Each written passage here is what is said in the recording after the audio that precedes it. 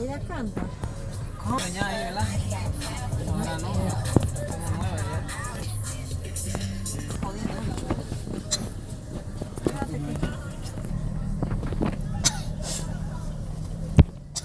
De cruzar la calle sería bien bueno.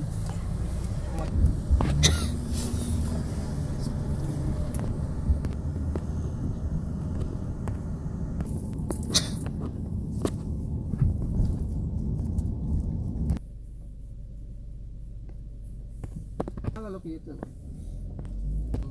¿Cómo manejar?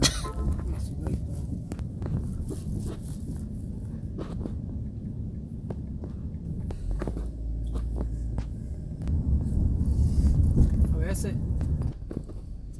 ¿y cómo es eso? A ella se lo paga.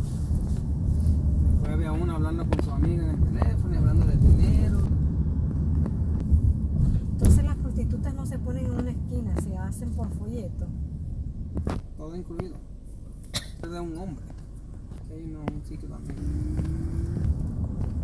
La gente para a las 5 de la mañana, 4. Yo me he quedado siguiendo.